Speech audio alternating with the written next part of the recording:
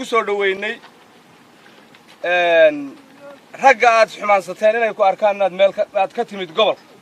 gobol nool oo dadkiisu nool yahay oo ciidankiisu nool yahay aad u dhalatay inaad leedahay baanu tusaynaa dadka talabaadna waxa weeye dhibaatada ku haysataa annana waan haysataa ciidanka daraawiishta buuhood la jooga wax xuquuq oo haba yaraatee loo keena ma jiro xuquuqdiisina waxaa lumiyey rag dana gaara leh ayaa xuquuqdiisii lumiyey hadday taakuleen tahay rag gooniyaa haysta hadday qori tahay rag gooniyaa haysta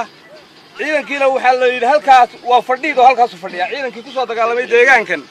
waxaa lagaga warbixiyey ciidankaasi waa fadhiid oo waxba ma oggola haddaba waxaan u sheegaynaa inaanaan fadhiid ahayn ciidankii gobolkan difaacay aanu nahay waxaanina inay iska dhammaan doonaan laakiin kuwii Puntland dhistayna aanu nahay ayaa farxad ii gelisay farxadana weligay ilaawi karin weligayna ma ilaawayo meelaan tagaba ma ilaawayo farxaddaasi maxay tahay ciidankii daraawiishta Puntland gobolka Cayn oo shirsan madaxdiisii oo dhan aad iyo aad baan ugu faraxsanahay inaan maanta la kulmo madaxdu kale waxay maqashay inaan iska casilay xilkii aan u hayay ciidanka sababta qudhiina intiina badan waa garan kartaan laakiin ninka aan garanayn ayaan rabaa inaan u caddeeyo waxa weeye ciidankii Puntland waa baaba'ay waa burburay sabab u burburay haddii maska madaxa laga dilo soo dhiman maayo ciidankii Puntland waxaa laga dilay taliskii guud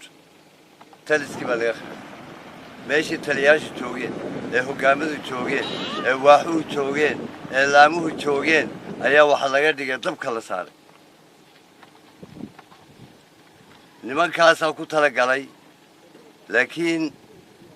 kamay macaashin waa looga wada tegayaa berigii dhaweeda uu yimid ninka la yidhaaho madaxweynaha farmaajo uu garowa yimid ciidankii Puntland taliska joogay baanbooyda baa la garaacay dhaw markaasaa madaxtooyada la wadiiyay war waxaas maxay yihiin ayaa madaxweynihii yidhi markaasaa yidhaha waa xertii timaweyntoo durbaan tumanaysa iyagana waxay doonayeen in loo yimaado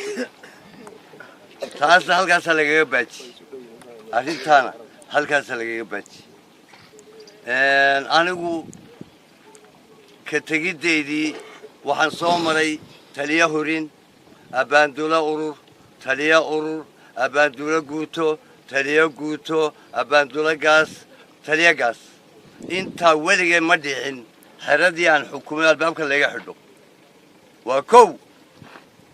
54 baa albaabka laga xidhay maxaa laga xidhay waxay yidhahdeen haddana waxba noo kari karin naga tag